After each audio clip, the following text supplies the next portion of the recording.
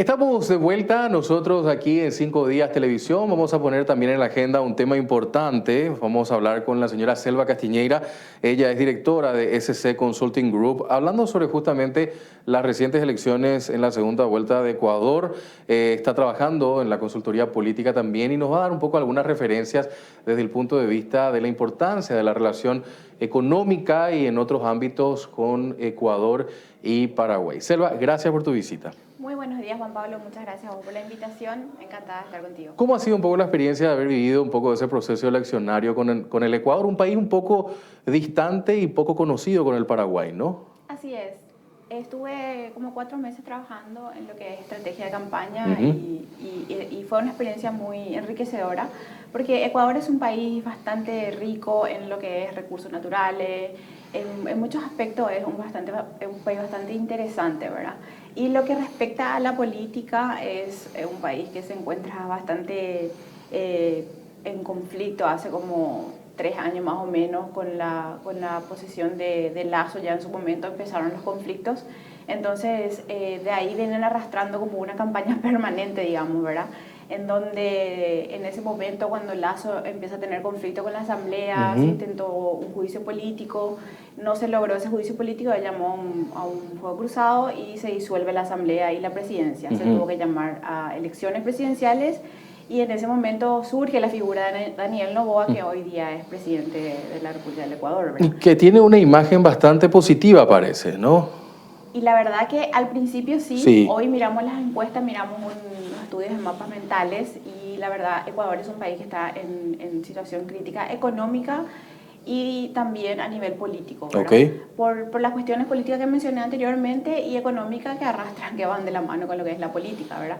Entonces, si hoy miramos las encuestas en base a mapas mentales, ¿verdad?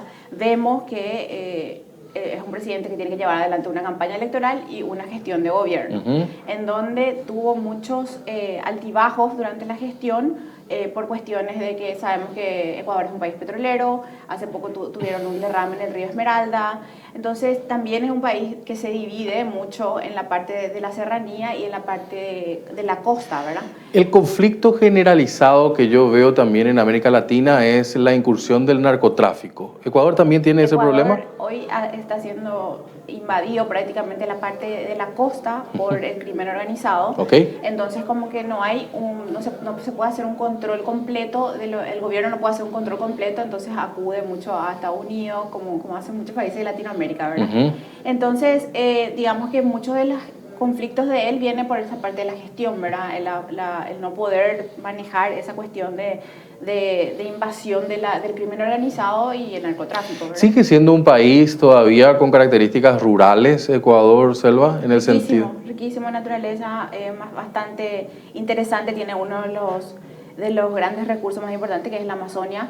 Entonces ellos son muy defensores de lo que es los recursos naturales, sobre todo los indígenas, que es un voto muy importante que defiende mucho el tema de los recursos naturales. Justamente hoy la alianza que hace la candidata al correísmo, que posiblemente el domingo dice en las encuestas que podría ser la siguiente presidenta de la República del Ecuador, hizo alianzas con este sector que es Pachacuti, pero están fragmentados también los de Pachacuti justamente por cuestiones de que ellos defienden mucho los recursos naturales y no convencen mucho en la propuesta de la candidata. Rafael Correa ha sido también una de las figuras más importantes de un tiempo a esta parte, ha vivido mucho tiempo en el extranjero, mantiene todavía una relación con el Ecuador en la distancia. ¿Cuál es su imagen?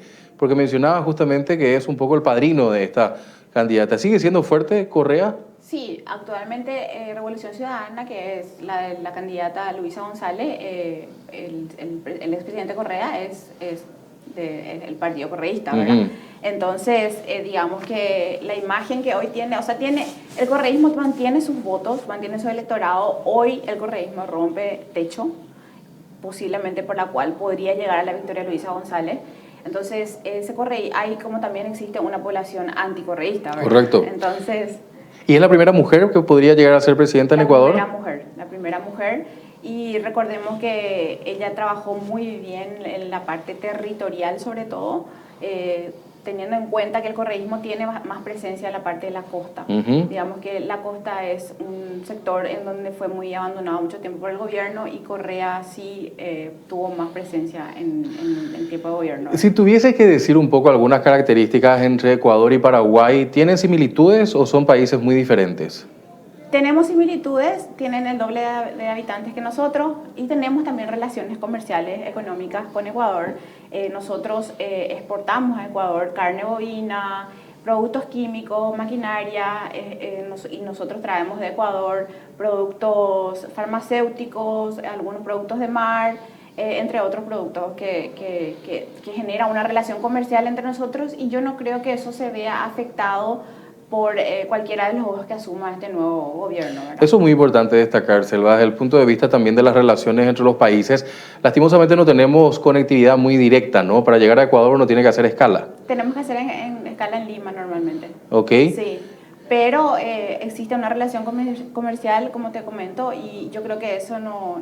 Realmente cuando un gobierno es democrático, a no ser que se vaya al otro extremo, que sea muy radical, autoritario, normalmente no se dan quiebres económicos. Entonces, creo que a Paraguay no le afectaría tanto, ¿verdad?, que asuma cualquiera de los dos. No, nosotros somos un país en desarrollo, todavía seguimos con muchas necesidades de políticas públicas que nos lleven hacia un avance en torno a ser un país competitivo con estructuras que nos permitan. ¿Ecuador cómo está? ¿Todavía hay desigualdades que trabajar?